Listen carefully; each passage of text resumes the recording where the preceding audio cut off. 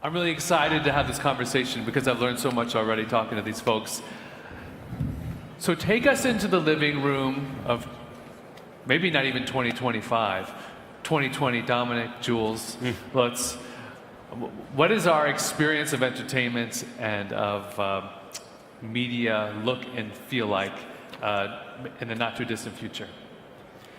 I think the media entertainment of the future will be completely different from what we see now. So there's going to be a ton of new technologies that will, what I think, rapidly change the way we're interacting with computers. So how we consume media will take a different turn in the next couple of years. Yep. And just to give you a little bit of a glimpse into the future, what we both think, and I think that the other panelists as well, is virtual reality and augmented reality will play a large role in changing the way we're sitting in the living room and spending time consuming media. Yeah. Okay, Jules? And to that end, both VR and AR are going to be powered with new kinds of media that are going to be holographic. And so anyone that's familiar with Star Trek and has seen the holodeck, I mean, that's how I see the living room of 2025 feeling like, at least visually. And I think it's also going to be social. I think there'll be a lot of replacement of other screens. You know, the TV will be gone, your desktop will be gone. These things will all be beamed into your eyes, and they'll be merged with your environment. And you'll be able to switch between VR, AR, normal productivity tasks, Internet of Things. All these things will be connected. But the common thread is that the media and the rendering and the spatial computing aspect of it will all be similar to what you see in Star Trek with the holodeck and other very realistic types of experiences. Right, okay, you're going to have the network that makes all that possible. Is that possible? I think what we have seen so far with surfing, sharing, commerce, and entertainment is already a huge disruption. But I think what we are going to see in 2025 will be entirely different. And I think maybe you have heard that our chairman with Liberty Media has recently bought Formula One. The way how everybody's consuming Formula One today is looking at little cars driving across the screen. In 2025, you will sit in Vettel's cockpit. You will be racing that car, and you will turn your living room into a racetrack. So I'm, as these guys, a true believer in virtual reality, and it will create a completely different customer experience. And I think it will be more, not an evolution, it will be more revolution. So the F1 purchase was really about almost a virtual reality play? No, I wouldn't say that, but I would say it makes it very tangible what is possible. Yeah, and also Formula One, of course, there's huge potential in it, and of course we will take use out of that. But I think for that you need speed. You need really the networks. I mean, there's a lot possible today, but all the developers, the app developers, they have learned how to work with limitation. But think about a world without any limitations. And so we as Liberty, we have made the commitment to really serve 60 million homes in Europe with speeds up to 10 gigabit. And I think that's a very strong commitment, and I think that is also what we need in Europe. I think based on that network, both in the consumer world, but also in the business world, Internet of Things, all the connectivity of everything, intelligent in the cloud, massive data. I think here we have a chance in Europe also to somehow win some value chain back from the Silicon Valley. Okay. So therefore, I think we will see a huge step change. That's interesting. Now, Mr. Oettinger, are you ready to get inside a Formula One cockpit in a virtual reality setting? If so, who's your driver? And secondly, is there enough investment and governmental unity to create the infrastructure that Lutz is talking about? We are living in a digital revolution, and it's ongoing, no doubt. And this revolution will change our industries, our society, our daily life, our services, our way to communicate, to be informed, and so on. But at the end of the day, it's about content. I'm so sure to go into the Bayern Arena and to see a game Bayern against Real. It will be an original event which want to see, to hear, to feel. right? And not to have just virtual, Right. or take a good Bavarian beer, or take an event in the Oktoberfest. So I think the virtual reality is an value added, which has to be smart, regulated.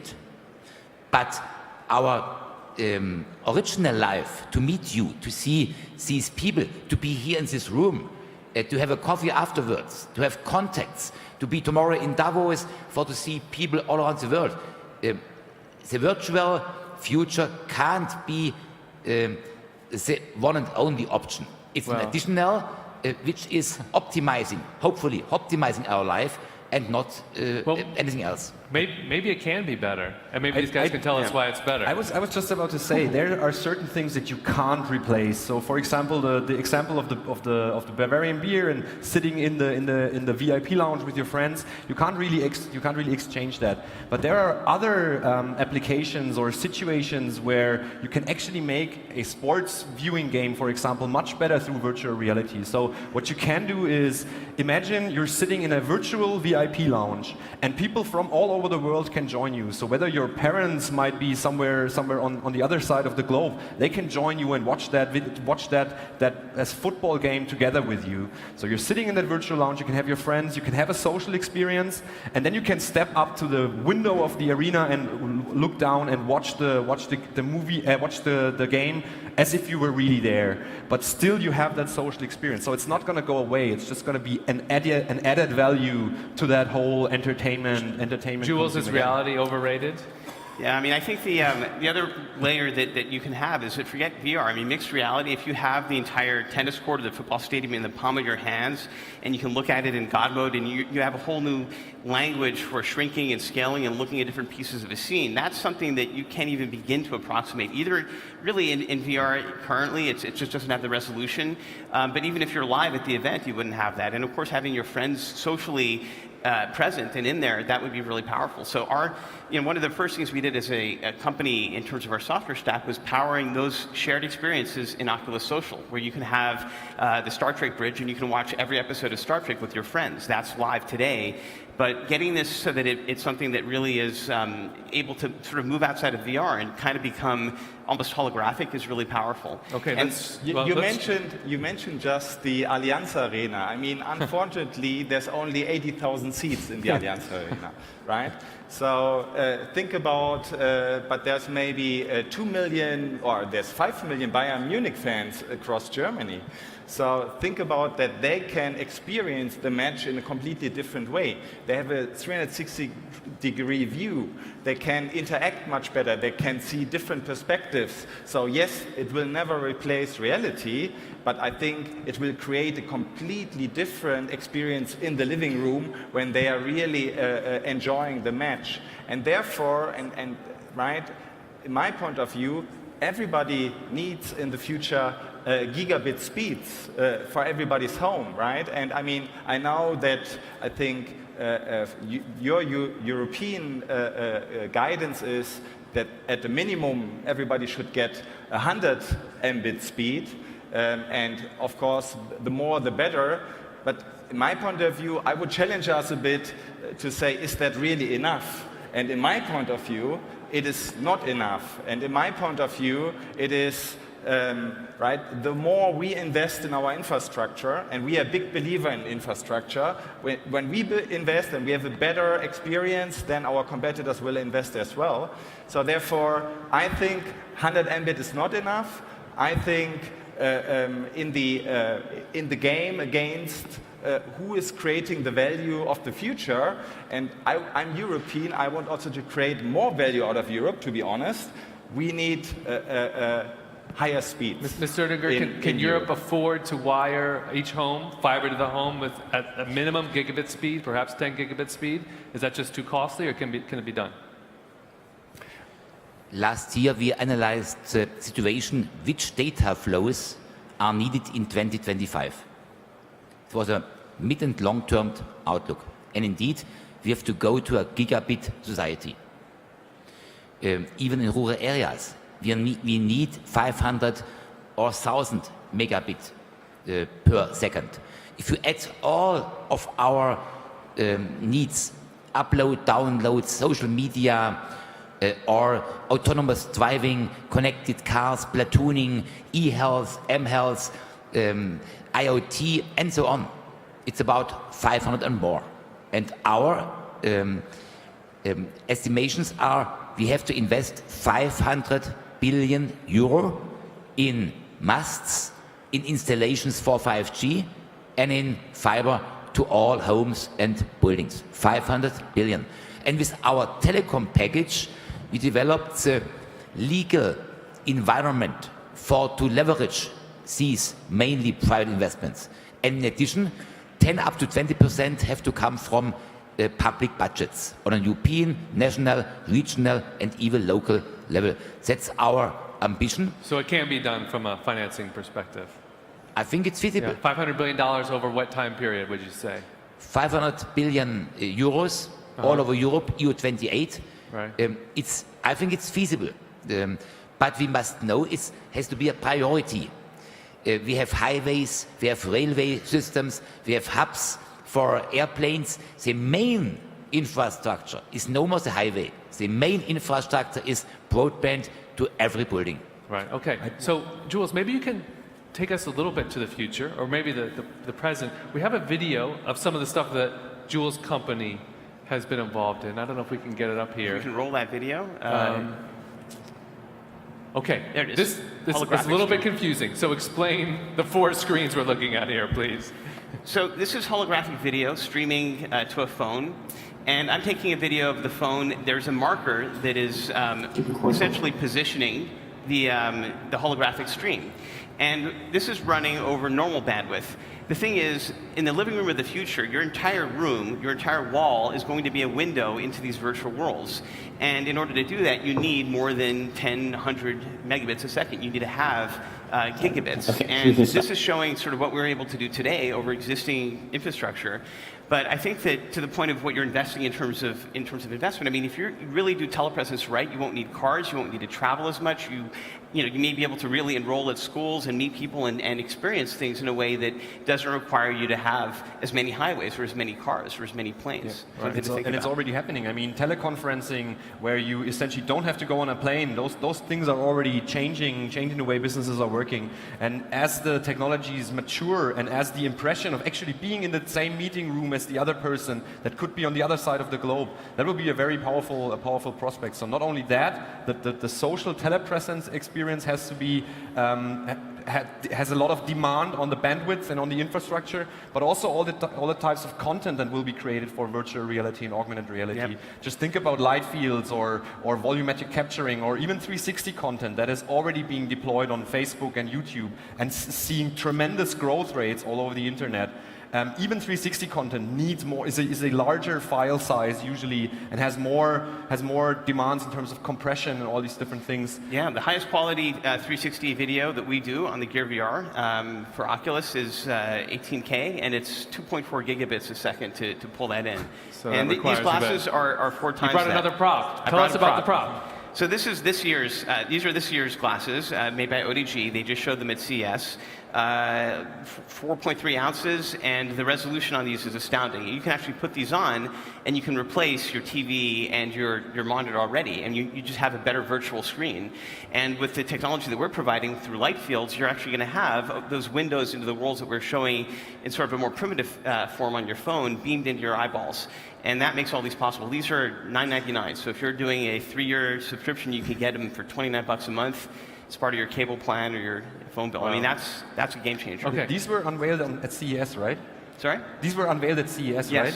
Yep. And at CES also the volumetric video was shown. So that needs 3 gigabytes per frame of data. So that gives you an idea of the file sizes that we should expect in the future and the importance of streaming that content to those new devices. So can you, Dominic, can you just explain to people, when you talk about volumetric media, what exactly does that mean, and what is the impact of it? The easiest way of imagining that is, imagine a theater play where you're standing right in the middle.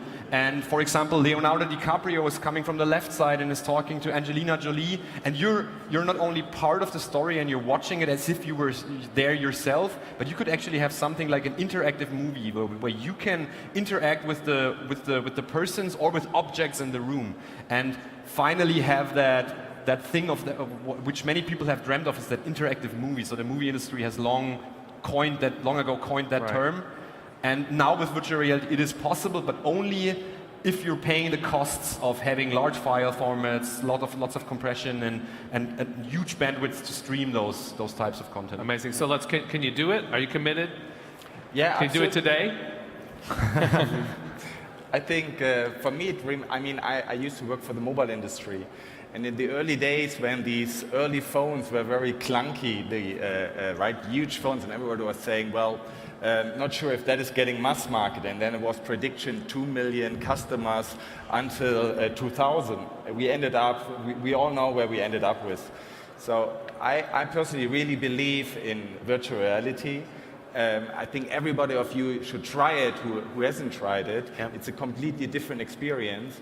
And it is like Dominic said, at the end, if you want to have live streaming in 4K or 8K quality, that eats bandwidth. And so therefore, we are really committed to that, and that makes a difference to the customer. And therefore, I'm also with Mr. Oettinger, right? So if the customer feels the difference, and there's infrastructure competition for the customer, then you will see the infrastructure kicking in.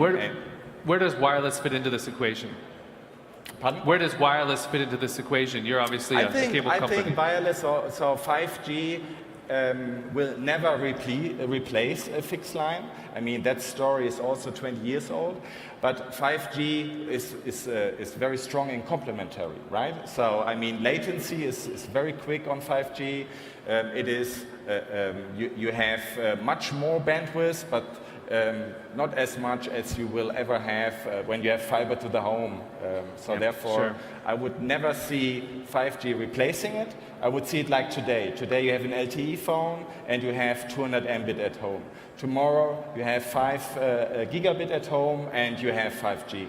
But also virtual reality in a different way, not the same quality, is possible already. Yeah, right. I mean, whatever these experiences are going to be, even the stuff that we were showing, it's adaptive. So what we were showing was just a very small window running over 20 megabits.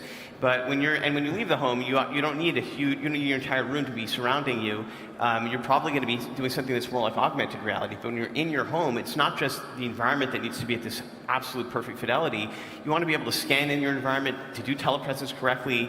Having that bandwidth also go up at close to a gigabit, which is one of the things that's being predicted, is also valuable. That would give you the ability to have perfect recreation of meetings and social experiences, and that's insanely valuable. So hitting that threshold is really important, and you do need to have bandwidth going up that's able to manage the capture and streaming of that as well. Right. Mr. Oettinger, you want to make a point? What we need is a hybrid infrastructure. Fiber as a main infrastructure to all buildings, and 5G in addition. In a few days we are going to Barcelona to the Mobile World Congress. 90,000 people are there. Just one ambition, 5G all over. South Korea is starting in January next year with Seoul, 5G. We are coming afterwards. We are a little bit too late, but in 2020 we have to roll out 5G all over Europe with common standards, with 700 megahertz band and so on. And we have a 5G action plan therefore, and hopefully Germany and Europe are rolling out at the same time as the US or Japan are doing. But isn't the European wireless industry too fragmented, too many national champions? There really needs to be pan-European networks to make this happen, right? I agree totally. Yeah. Normally, we should have one regulator, not 28 as we have, with the Bundesnetzagentur in Bonn and others in Paris, Rome, and so on. But I'm a realist. No national government will accept it that the regulation is going to Europe. Right. So we have to coordinate and moderate the process. So how many years does that add to the ability to do the kinds of things that these people from industry want to do? Does that add 5 years to the process, 3 years? How long? Our digital sector, our industries from Vodafone, Telecom to BMW are supporting us Europeanizing digital policies. And we are doing a lot, but to centralize it will not be feasible in the next 5 to 10 years, because national governments are quite mighty and they are accepting coordination, but Right. not centralization. Coordination. Okay. So let's But talk I a little. would like to comment on that because I think two things. One thing is I fully agree with you, Mr. Oettinger. I think if we want to really support Europe being a very competitive continent in the future, we must deploy infrastructure at the right time. And that is on one hand side 5G, and on the other hand side it's fiber or speed to the home, right? So that is what we need. And yes, we have 28 different local regulators. However, we shouldn't care about it, right? And I think we as a company, we operate also in 12 out of these 28 states. And we have our commitment to roll out 60 million homes with fiber to 10 gigabit speed. And I think I would not complain about regulation, and I also would like to support the ambition of you, Mr. Oettinger, to have one European digital market. So therefore, it's also, we all want the same thing and we all want in the same direction, and I would not see that as a hurdle. Okay, now maybe Jules, you can help people here at DLD understand a little bit more of the social aspect of what this technology may bring. You mentioned before a very provocative idea of sort of owning digital goods in a new fashion, different than sort of owning a virtual sword or in a game. Exactly. So walk us through what that reality means and how our definition of value and exclusivity and in a way reality changes. Well, I think the example I gave before of what we've already done with Oculus by Facebook, right, where you have these social rooms where you invite your friends and you're on the bridge of the Enterprise and you're watching a show. What's going to change, and the next step beyond that is that, and one of our partners is Roddenberry that owns the Star Trek brand, is you can buy items and you can actually customize your room. When your friends are coming there, things that you've bought, virtual objects that are represented holographically, they'll look better than the phaser or the sculpture that you buy from the store because they can be augmented in a way that just looks hyper-real. And the value of those objects, I mean, I'm a collector, I love toys, I love all these things, that's why the company's called Otoy. The value of these objects and the quality of them are going to look way better. And if it weren't for the social connection, which is why I think Zuckerberg is so smart, the value of your virtual goods are going to be augmented enormously when your social interactions really show that off to not just the people that come visit you, but anyone in the world that can traverse through a space that you own.